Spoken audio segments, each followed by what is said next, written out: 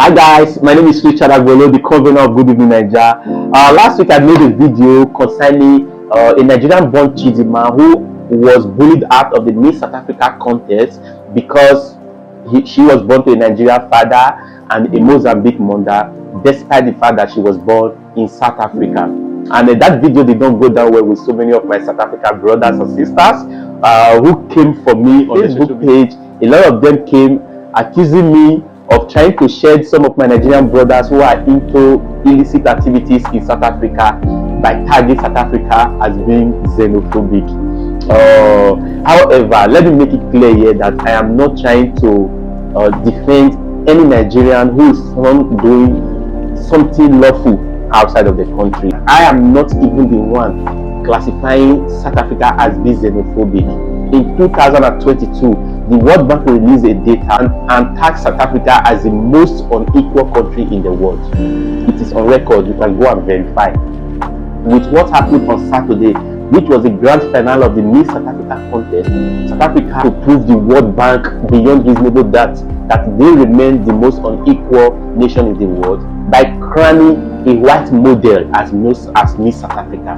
It is most shameful that Chidinma was bullied out of the race because they felt she was a Nigerian, and later on the crown was given to a Caucasian model.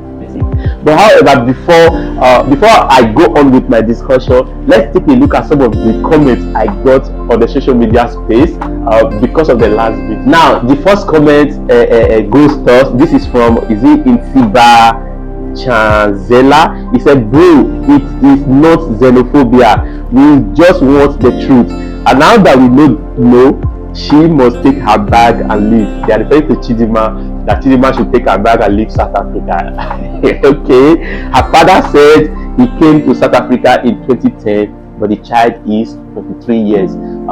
This accusation, even the Homeland Agency in South Africa never said this.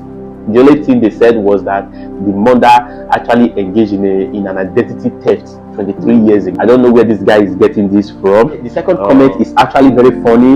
It is coming from Natasha Sifunda. She said the fundamental requirement is on South Africa citizenship. I think what she's trying to say is that the requirement for participating in the Miss South Africa contest is being a citizen of South Africa. And she continued by saying, "We are not resist. We just want to let drug lords take over our country." Do we see us coming to Nigerians? What he's trying to say is that Nigerians are drug lords. Let me also clear these misconceptions about Nigeria, that every Nigerians are into illicit activities. It's like you judging a book by its cover. You see the cover of the book, you say because the cover is not beautiful, there's nothing inside the book. Nigerians will remain one of the brightest black nations in the world. Now, Natasha, do you know Agbula, who developed Flutterwave, one of the most widely used money transfer technology platform in the world, is a Nigerian? As a matter of fact, the first physician to operate a baby inside the womb, then planted the baby back to the womb and allowed the mother to live with the womb for 36 weeks before delivery, is a Nigerian. Even most of the creative medical doctors in South Africa are Nigerian. Like I've said before, what happened on Saturday shows clearly that the scars of apartheid regime has not left South Africa. In my last video, I highlighted how African nations actually came in unison to fight apartheid out of South Africa. But one thing South Africans did not do after that fight was to go home and change their mindsets. Because that is why everywhere in South Africa to date, they still consider the worst of the minority whites better than the best of the majority black. As I make this video, I know that the soul of Mandela will be crying right now. If likes of Archbishop Desmond Tutu was alive, he would have described what happened in South Africa as immoral. And as for you out there asking, why are Nigerians coming to South Africa? Do we see us in your country? Let me tell you, regardless of the fact that you are not in Nigeria, but we feed your economy. Like I said last week, millions of dollars leave the Nigerian economy daily to South Africa. All I am saying with this video is that let Africa be one. Let's stop this discrimination.